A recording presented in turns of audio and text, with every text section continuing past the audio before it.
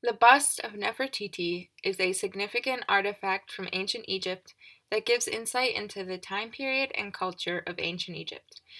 We will be discussing the subject of the bust of Nefertiti during her life, changes brought about by her husband Akhenaten, as well as the formal aspects of the piece. Nefertiti was the wife of Pharaoh Akhenaten, and therefore ruled as queen alongside him from 1353 to 1336 BC, during the Amarna period in ancient Egypt. During this time, Akhenaten was changing the religious political structure of Egypt to focus on the sun god.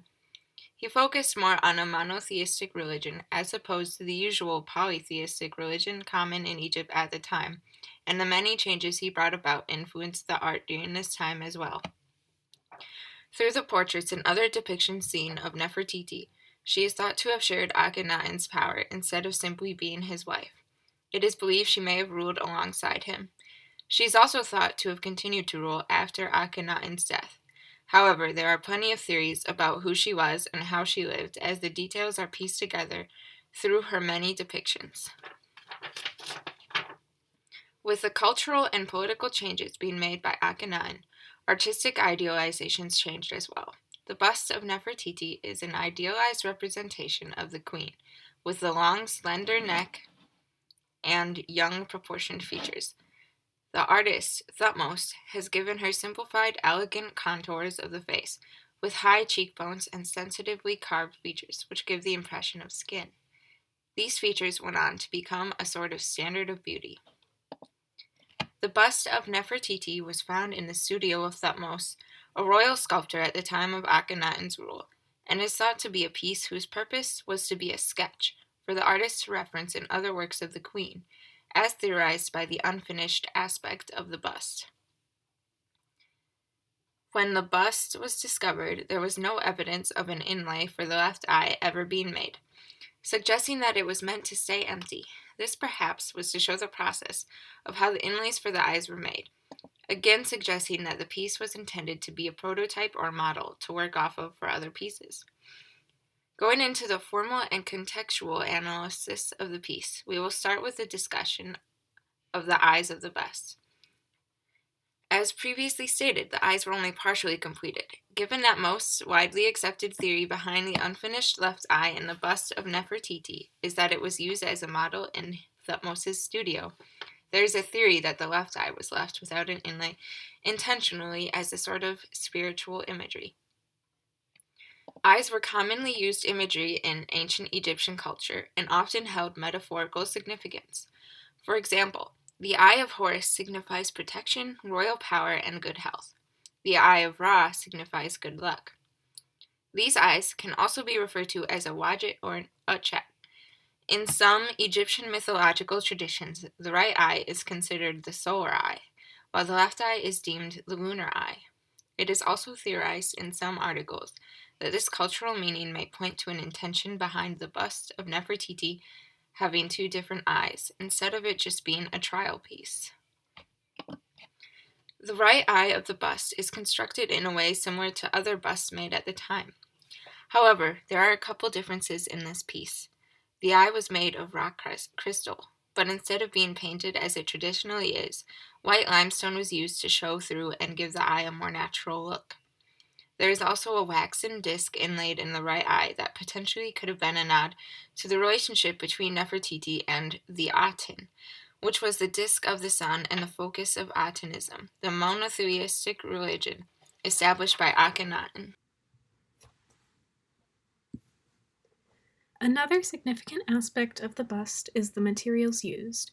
An innovation that is not seen elsewhere at the time is the use of a thin layer of gypsum stucco, a type of plaster. The stucco weighs much less than limestone, allowing the large crown to be supported by only the neck and shoulders. Therefore, there is no need for any supporting pillar in the back, which would be necessary if it were made of solid stone. The use of the stucco is also rather interesting in the matter of weight equilibrium. Computerized tomography studies reveal that the limestone core of the bust has rather uneven shoulders, a longer neck, and an uneven weight distribution. The stucco allowed Thutmose to fine-tune the bust, perfecting the weight distribution, as well as the proportions of the face, crown, shoulders, and neck. The fine-tuned weight distribution is clear through the careful balance achieved in the bust. The crown and head are quite heavy, so they are carefully counterbalanced by the shoulders and the elongated necks thrust forward. The forward thrust of the neck is seen in some of other depictions of Nefertiti, but in this case it also serves as a means to maintain the bust's structural integrity. This layer of stucco also allowed Thutmose to achieve a very high level of detail when sculpting the details of the face, details that just would not be possible when carving straight into limestone alone. The proportions of the piece give a sense of continuity and symmetry. The line of the headdress, one that is unique to Nefertiti, continues through to the lines of her cheeks to the shadows of her neck to create a perfect triangle. The symmetry of her face and the features within are an illustration of the idealization of her appearance, along with the long, exaggerated neck. The perfect proportions of the bust were most likely created using a grid and a finger width as a basic unit of measurement to place the major facial features. For example, the chin is located 2 fingers below the median line of the mouth, and the tip of the nose is 1 finger above the median line of the mouth. Also, the lower eyelids are 2 fingers above the tip of the nose, and the peaks of the eyebrows are 2 fingers above the lower eyelids. And Nefertiti's chin, mouth, and nose all fall on the exact same vertical axis of the face. This detailed attention to proportion further suggests that this bust was made as a model for future sculptures. The bust of Nefertiti is currently displayed in the Neues Museum in Berlin, in a large rotunda where she is the sole focal point in the large room, emphasizing her importance and the value placed on the piece. She is placed on a pedestal slightly above eye level so that viewers must look up to see her. This high pedestal can be seen as symbolic for her power and prominence. The lighting helps to create shadows which emphasize the symmetry and the lines of the bust, which form the perfect triangle discussed earlier, and sharply illuminate her beauty. The main color of the walls in this room are a deep green, which brings out the colors that still remain on the bust, something that they would want to emphasize as it's somewhat rare for color to remain on artifacts. Overall, the bust of Nefertiti is a prominent work of art as seen by the emphasis given in her display and the implications that can be drawn about the time as well as Nefertiti herself because of it. The beauty and elegance of the bust help to give insight into her significance and power during the Amarna period, as she ruled alongside her husband, the pharaoh Akhenaten, and was speculated to rule past his death. The bust, in its incomplete form, is merely a reference for the artist to work on other sculptures of Nefertiti. The eyes are a significant example of the incompleteness of the piece and work as merely suggestions of how the final sculpture would look.